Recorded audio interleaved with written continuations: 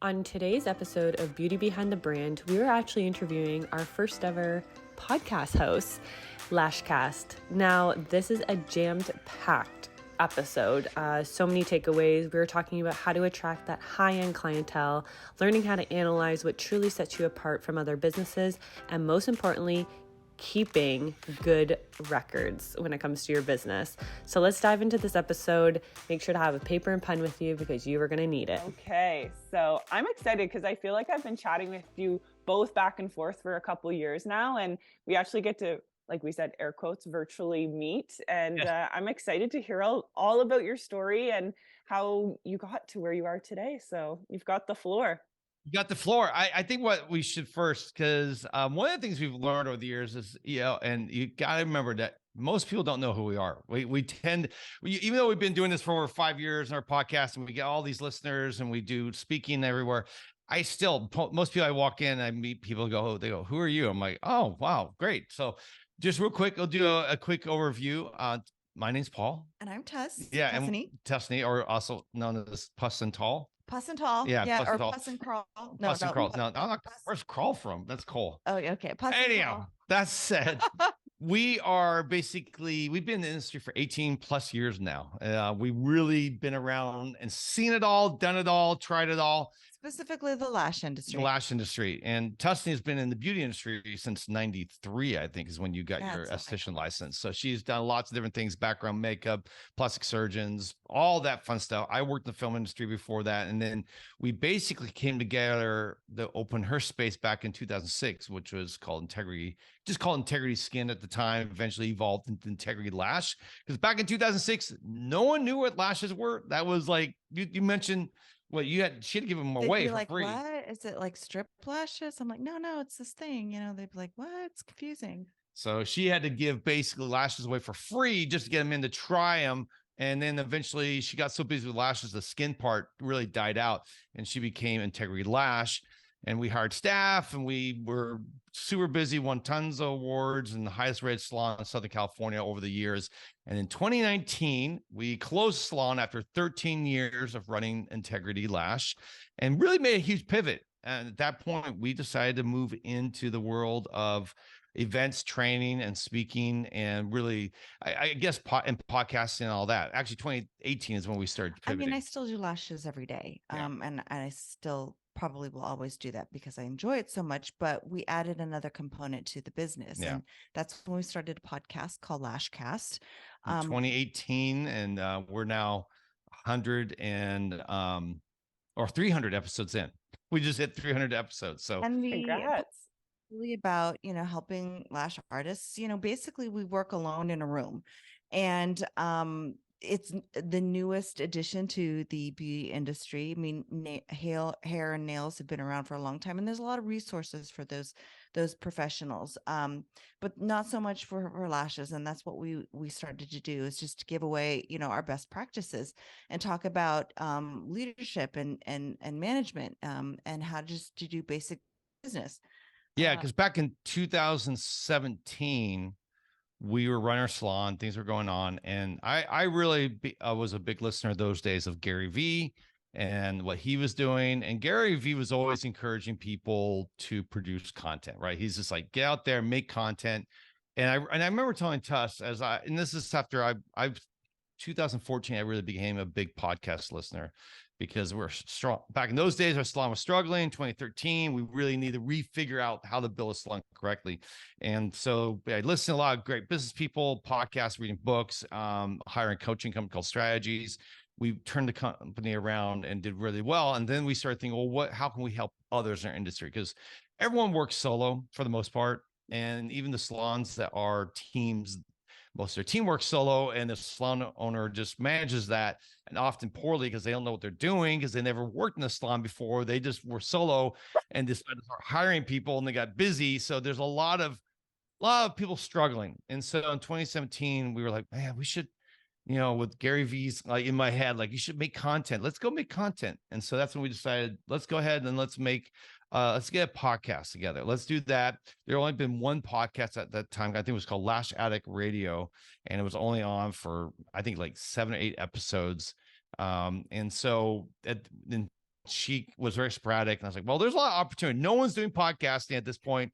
No one's even thinking about it. So why don't we go in that space? So we recorded in the fall of 2017 and then had a total mishap with our audio engineer who basically wouldn't give us the audio for like 3 months. We recorded in October. And finally in January, he gave me the recording. And I don't even remember why. I just think he was incompetent. He was like, you want it? Yeah, I'll get you. And, I called, no, I'll get you tomorrow. I'll get you. And literally months go by. Finally in October, I get it.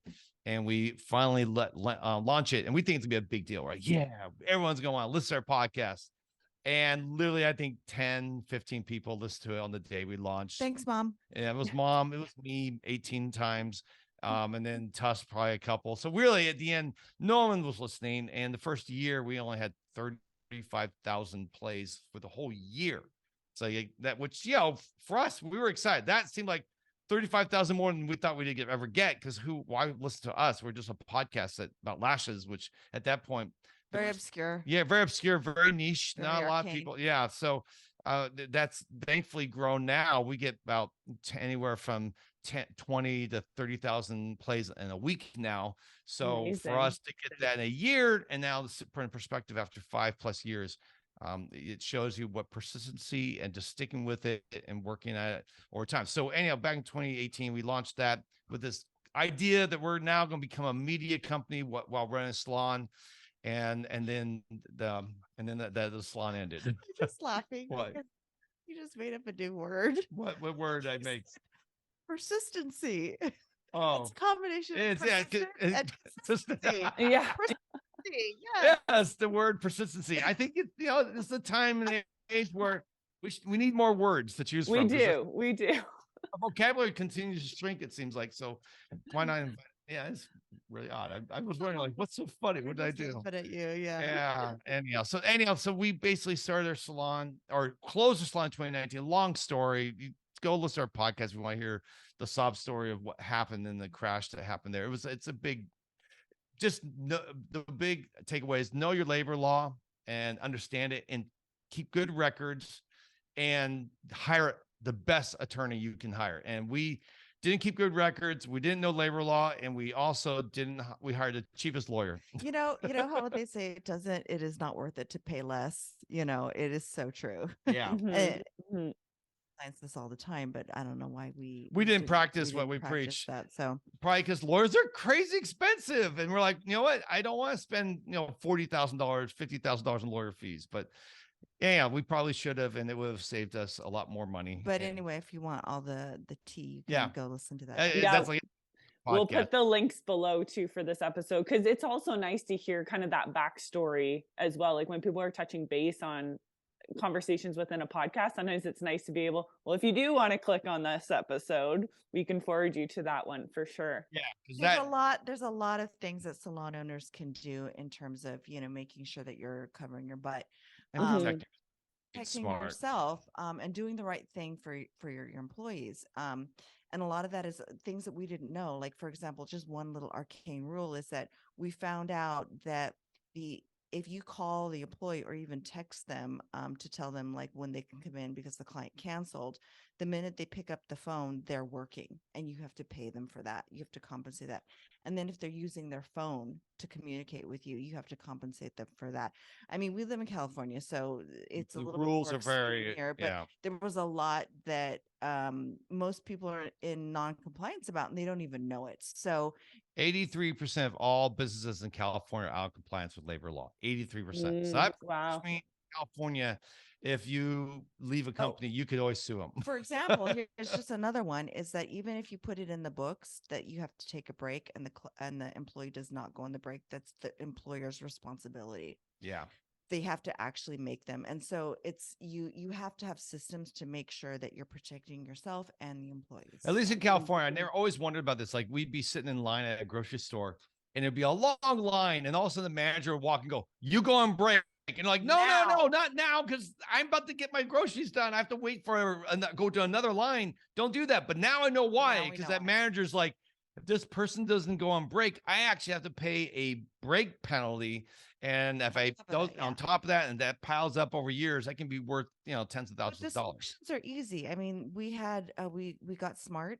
We used a digital app called Deputy, and so basically, if the staff member did not take the break, they had to explain why, and it became it put on them, so they acknowledged that, and then you have all the record keeping. So anyway, it might be a good episode to go listen to. Miskoka Beauty wants to thank everyone for listening to our podcast, and we're offering 15% off your first bottle of Lash and Brow Serum by Miskoka Beauty. Now, if you haven't heard, or if you haven't tried or seen before and afters, or even seen reviews, you're definitely going to want to head to miskoka.com and click onto our Lash Serum to actually read some of the reviews, because this product is unbelievable. It will enhance your natural length and your brows as well, making them more full and absolutely gorgeous. So head over to miskoka.com and type in promo code BeautyBrandPodcast15. Once again, that's BeautyBrandPodcast15. Happy shopping and happy lashing. Yeah, it is a lot of takeaways for salon owners, especially, or if you think you're a salon owner, listen to it, because it may discourage you not to. I was interviewing another lash company based out of the States, and I don't know if this is specific states themselves regarding you can lash from home, and some don't allow you to lash from home as well. Here in Canada, you can lash anywhere and everywhere. It doesn't matter. Yeah, there's so many different things. It's so interesting to hear, even though we're in the same industry, how different it can be depending on your geographic location. Yeah, it's state by state in the United States, and most states require you to have a license. There are a few that do not, and most states do not allow you to work from home. Yeah. Again, because of certain, or if you do, you have to have like a separate entrance, a separate bathroom, and it has to be cut off from the house. So it has to be like its own place, and your area has to be zoned for it too. You can't just be in the residential and run a business. Hard. I mean, I think there's definitely some benefits to being able to work from home, and have a business from home, a legitimate business from home, because it's less entry to barriers to entry for women trying to make a living for their family. And we don't want to throw shame. I know some people just do it because that's their only way to get started, and I get it. Everyone has to start somewhere. You do what you have to do. You gotta do what you gotta do. And I think COVID for us taught us that. It's like, no, just do what you gotta do to survive, because absolutely, the government's not going to save you. The government has no interest in taking care of you. So don't worry. Wait for the government. Do what you gotta do, and then with the goal, make it as legitimate as you can, as fast as you can, as you grow.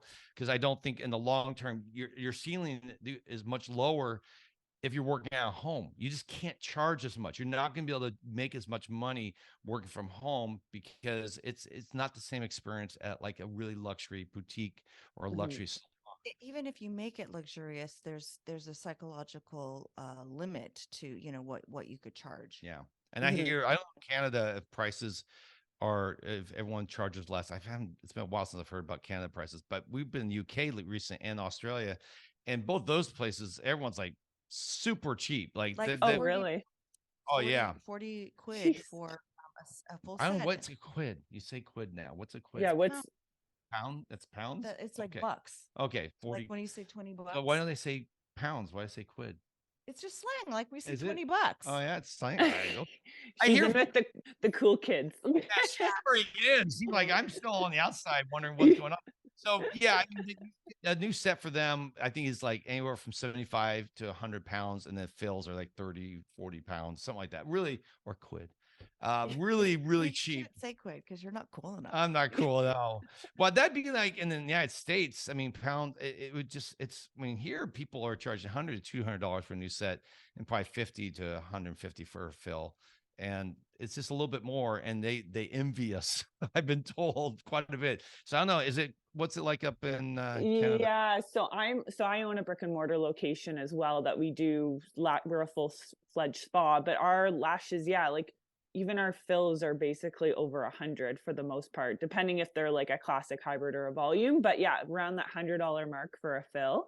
And then our new sets aren't quite at the 200, but they're like going to be there. But the way I say it as well is like, I feel like we're almost leaders within our community of raising our prices, because this is a conversation that's great for the lash industry as well as the beauty industry, of setting those standards of where the pricing should be, not being scared to raise your prices, and kind of being that quality over quantity, and setting that kind of luxurious standard for lashes within the industry. Because that's, some people are like, well, I can go to this place and get them done for $40. I'm like, okay, well, go to that place then, because you're going to come back and want the quality, right? So maybe, do you have some advice for our listeners on how to kind of have those conversations, or how to kind of educate yourself in order to do that?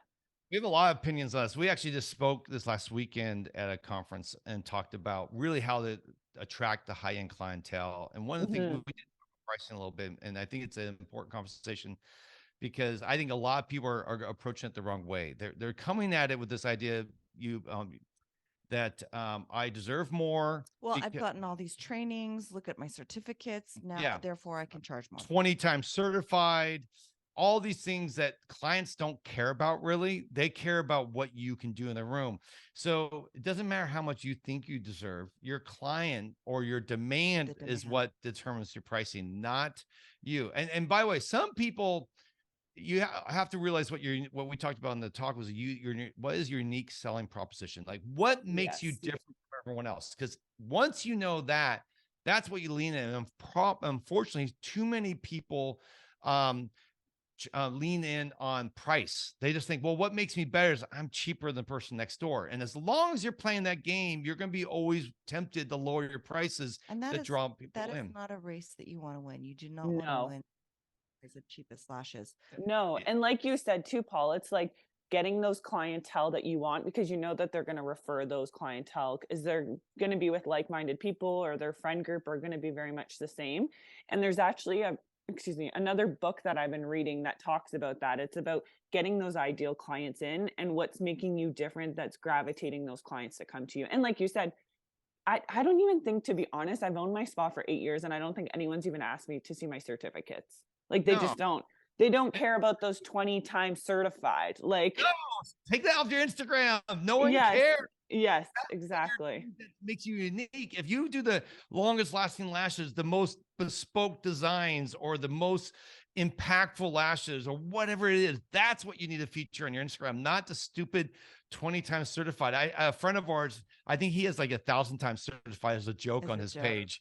It's like, it's Maddie and Elliot from Lightheart Lash. And and there's a phrase people like to throw around called charge your worth, which is worthless as an idea. Because again, what if you think your worth is nothing? I mean, it sounds empowering. It has the words like, oh, is it power? But so many people struggle with their self-value, saying, well, I'm not worth anything. So if you think you're going to charge your worth, you're going to actually undervalue your pricing. So you have to look at your demand. The demand is everything. And here's the tip. That's really simple. Let's just say right now you're charging $80 for a fill, and your books are full. Like, you're 80% full, 80 to 90% full. If you're 89% full and you stay booked for 3 months, and like, you're not seeing this up and down, like, oh, I'm busy for a week, dead for a week, busy, dead, but consistent 80, 90%, go ahead and raise your prices at least 10%. I agree. That's the way you do it. And then plan on it every year. Just plan every year. I'm like, yes, amen to all this, because we just are going through the same thing with our spa. We raise our prices every year. And we had a loyalty program because of COVID, right? We here in Canada, we were locked down for probably almost twice as long as you guys in the States. And it was a struggle. Like, we had to come up with a loyalty program. Like, we never did any of this before because we were booked all the time. But I think people were a little nervous, and we couldn't do lashes for a long time too, because they were limited to face services, right? So we brought in this loyalty program, and now I'm having to get rid of the loyalty program because the demand, like, we are so busy that I'm like, I cannot offer this loyalty program anymore. And some people are giving me issues with it, but I'm like, I have to. I can't be giving a discount because we are so busy. And that is a true thing that I think people need to realize, is exactly to your point of the demand, how many clients you can get in, making it that luxury treatment for them to go tell their friends and want to come in to experience it themselves. So no, I was just say about loyalty, but go ahead and say loyalty. Loyalty program. We had a loyalty program for quite a while, actually. But when we got super busy at one point, I actually calculated how much money am I losing per month, and it was in the thousands. I think it was like the $3,000 a month. I am not throwing away, but I am losing because people are redeeming their points. They collect points and they come in and they pay for their appointments. And I was like, holy mackerel, $3,000 a month is, because we were doing like about $100,000 a month as a business. So for us, 3,000 over a year was $36,000 that I was losing, which is really totally eating away at our profit margin. So I just finally decided to cut it.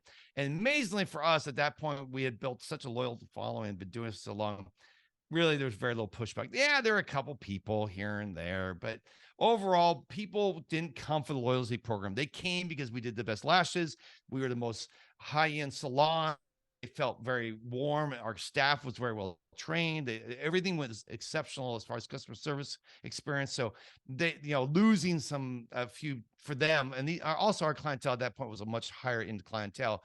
Higher end clientele aren't looking for deals. They don't like coupons. They don't like kickbacks. Oh, half the time they forget their card anyways. Like half my clients are like, oh, don't even bother giving me one. I'm going to pay anyway. So, and that's something that I find as a business owner, and I'm sure you did yourself, where it was like making that decision is a business decision, where it's like, this is a business decision. This isn't an emotional decision. Like, we have to do this for the business to move forward.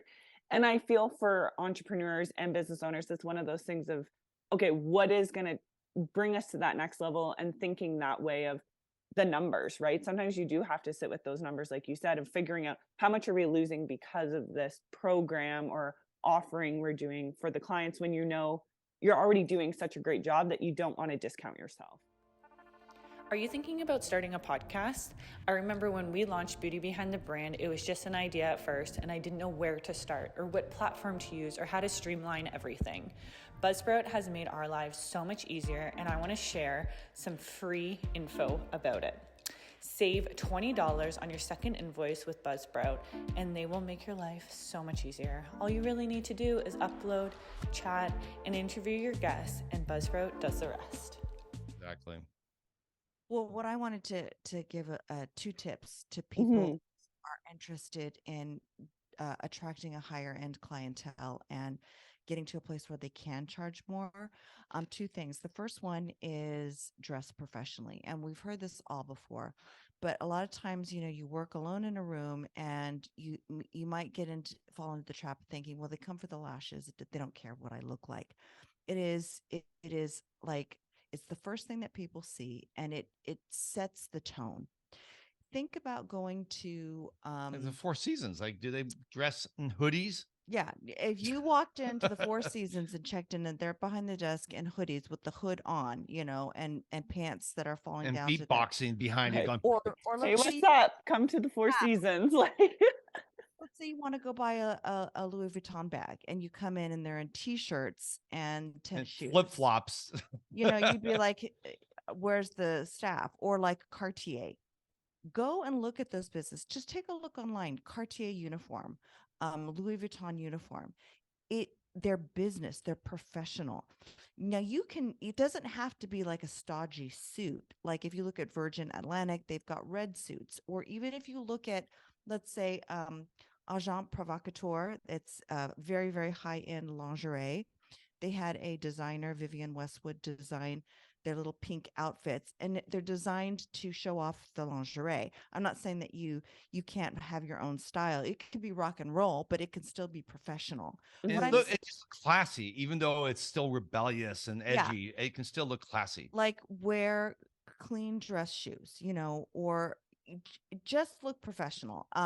Don't show up in your sweats and your pajamas, because you can.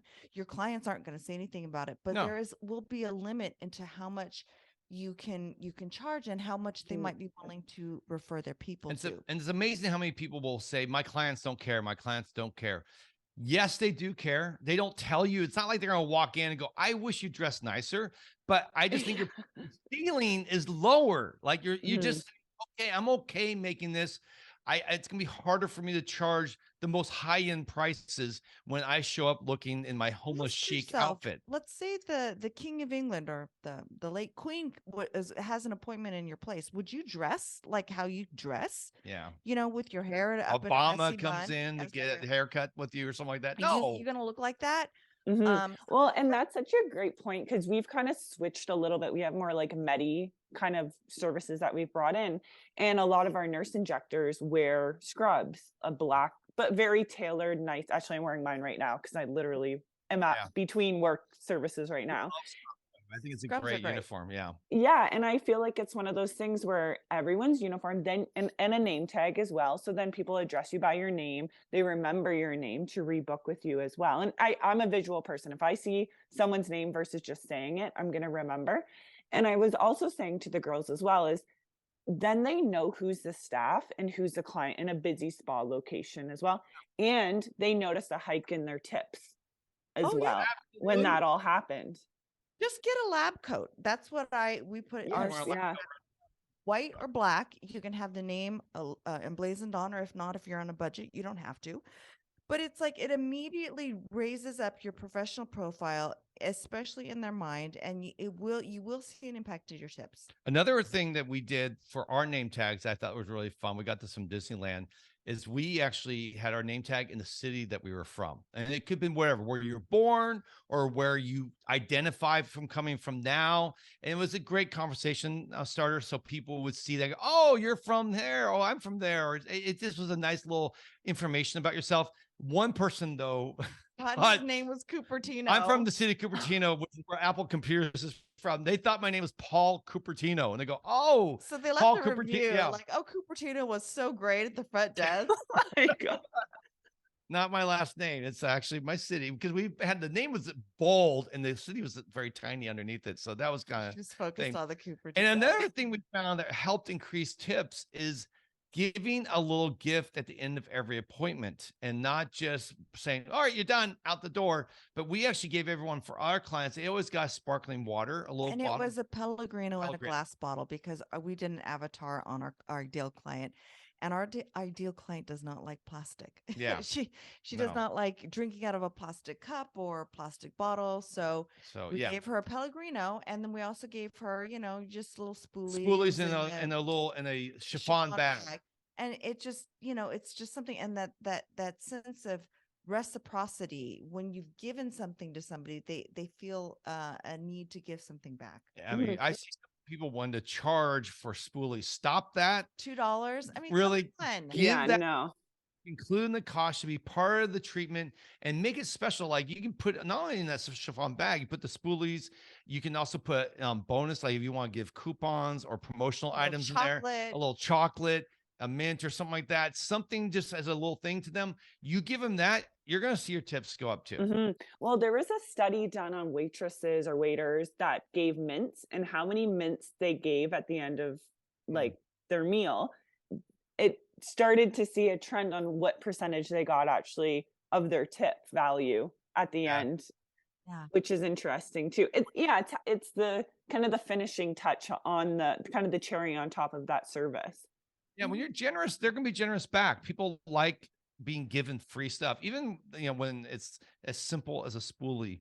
But I just think that people don't realize in like a little chiffon bag where tie a ribbon around it, change the colors for the holiday seasons, like red during Christmas or green during Christmas and red during like Valentine's Day. And I think these are the little touches, by the way, that allow you to charge more. Whenever we raise our prices too, we always try to do one small upgrade in the customer service experience. So just make the experience a little bit better. So, just because I always want to say, that they would see the instant value to why we're raising prices. It wasn't just us because we're greedy capitalists, but because we really were trying to serve our clients more. So when we raised our prices, I think that's one time we added water. We had signage put in the front, like a welcome sign with all the guests' names on it. So when they first walked in, yeah, would be their first name and last initial, because obviously not everyone wants their full name out in the public display. So it was just little things like this that we would do every time, and that way it kind of helped to justify why we were charging more. Hot towel in the beginning, when you first walked in, we offer a warm towel. Oh yeah, it's the easiest thing to do. towel cabbie, and at the front you desk. can even buy pre-wrapped ones from Amazon that are already moistened, and it's just a very thin terry cloth disposable. It's not plastic. And you just give them this warm towel, and they come in, they're like, "Oh my gosh, this is really fancy." Yeah. And so It's that us, next level, like you said, and something different that other places might not be offering as well. And that memorable piece that they'll remember going into this service too.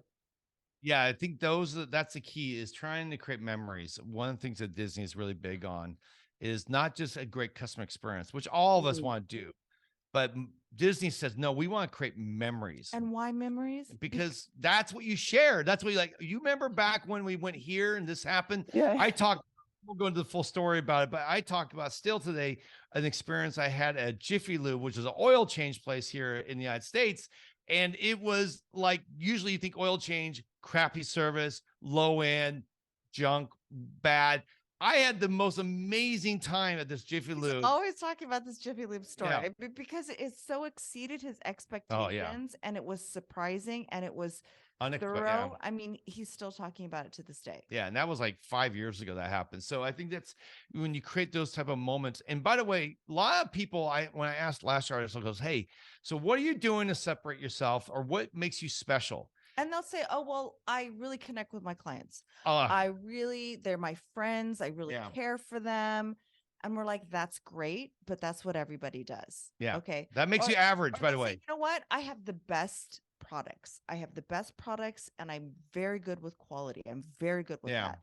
We're like, "Yeah, that's great. That's great that you do that, but everybody else does that too." No one's saying they have bad products. No So one's like, "I've got basically- bad products and come to my salon." No one. So if you're doing what everyone else does, and this is the key. This says a Seth Godin thing that he talks about. If you're doing what everyone else does, you're average, and you just have to admit that it's okay to be average, but to think you're like exceptional is kind of denying, is being in self-denial. You're kind of like that person that goes on what's it, not America's Got Talent, American Idol. American Idol, and they go on to sing, and they're horrible because their family and friends all their life has lied to them, said, "You're an amazing singer," and they go on and go like, "Listen to me," and like this, and you're like, "No, my gosh, you're horrible." No one told you? Well, this is probably what a lot of you run your business. No one's telling you that you're average or maybe below average, because everyone likes you. They want to be your friend. They don't want to discourage you. So it takes a little bit of self-realization to really be honest with yourself and say, wow, I guess I am just doing what everyone else does. And that's when you can begin to do something different. So here's a little tip. What you should do is make a list of all your touch points. What the client, when they interact with What's a touch point? When they interact with your salon, that's Yeah. a touch point. For example, when they go to your website, that's a touch point. When they park, that's a touch Yeah. point. When they're walking in the hallway to your business, that's the touch point. Going to the restroom, the ladies' room, that's a touch point. When they're greeted at the front desk, answer the phone with go to your Instagram, go into a break, or go into your treatment room. All these things are touch points. There's probably like 40, 50, 60 of them. When they call you, just go straight to voicemail, or can they only reach you by texts? That's a touch point. Yeah. So what you want to do is make a list of all your touch points. And I don't know if you want to make that list. Yeah, no, available it's Okay. that's too much. So No. make a list of all that. Nothing is too small to put in there. And then you're going to rate yourself from 1 to 5. 1 is really bad, 5 is really good. And if you need some help, ask your clients, ask your family, and tell them, please tell me the Be truth. brutally honest. Brutally honest, because this is the only way that I can grow. And anywhere that you've received a low score, you're going to say, how can I improve that? Maybe it's as simple as, okay, if I'm not answering the call, how can I make sure that I'm answering a call? Do I need to get a service, or do I need to get a front desk? Do I need to just change the way that I answer the phone call, instead of being like, this is Integrity Lash, how can I help you? We change the way that we answer the phone. We answered it by saying, "Hi, this is Paul from Integrity Lash. May I have your name?" And they would always say, "My name is Jan." And I'll go, "Hi, Jan. How can I help you?" Just a really, I like that. Yeah. you really get their name. People love their name being And said. you keep saying it over and over. Yes, Jan, that's great. People love that. Then you think about, like, okay, if there's this long walk to the front, does it look nice? I mean, if there's anything that you can do to improve that, improve it. Yeah, our Well, bathroom. I'm sorry, go ahead. I was just going to say, it's funny you were talking about parking too. Today, I actually just talked to another business owner across the street from us to see if we could use his parking lot to move our staff because we had like 11 staff vehicles taking up client parking. And I'm like, can I use, and he's like, yes, because it's going to make me look busy. 100, because I just thought, I'm like, I'll pay like a monthly fee to him or something. He's like, no. So, because I was thinking about the client experience. There you go. To your point about parking, for example. That's it, huge. yeah. And you might think, well, I share a restroom with somebody else or the building, and I can't do anything. Of course you can. We shared a bathroom, and it was With like really 20 other businesses. So we just went in there. We bought some fake flowers. We bought some art. We put it on the wall, and we changed things. We upgrade the seasonally. towels. We actually had cloth towels in a basket, and we had feminine supplies and hairspray and stuff like that. Or did we have hairspray? No, we had toilet spray. But yeah, Poop spray. Poop spray. Poop spray. This is a mall, like indoor mall, small indoor mall that's public, right? So anyone, I mean, So yeah, we were buying, pads and tampons for the rest of the building, but they loved it, and everyone was like, and we had a little sign that said, given or not presented by, what was it? Courtesy of Integrity Lash. So Yeah. it's Oh, advertised. nice. No one's going to complain about that. So you can take responsibility and be like, I can make this better. People are not going to complain if you make something better. Yeah. Mhm. And I think that's the thing is if you want to, that again, you want to charge more, you're going to have to do more. You cannot come in, what's the minimum amount I can do? And so I can charge more. You have to create all these little upgrades, little things, little touches. And by the way, you can't do all in one day. Give yourself a year. All in time. Do like one a month maybe, or one every couple months, so that way you don't kill yourself off. And then eventually over time you'll have this amazing setup that you'll be super excited about, and you'll be very proud, and you'll be different than everyone else, and your demand will go up, which will allow once a year to raise your prices. And even when you raise your prices, no one will care, because they'll be like, we get so much value, it's okay. Oh my gosh, so many takeaways in this episode. I'm even learning things. So this has been an amazing episode, just hearing from both of you on totally, like, whether it's like talking about pricing and your story and how to make yourself different within the industry, like niching it down to lashes. And we'll put all your show notes and everything below as well for this episode, and obviously your podcast too. Big shout out to you guys on that. So if you like all this podcast, you'll get a lot more of it. Yeah, exactly. So congratulations on all your success, and we'll be in touch again to do more business together and sponsoring. Thank you. Thanks, Nicole.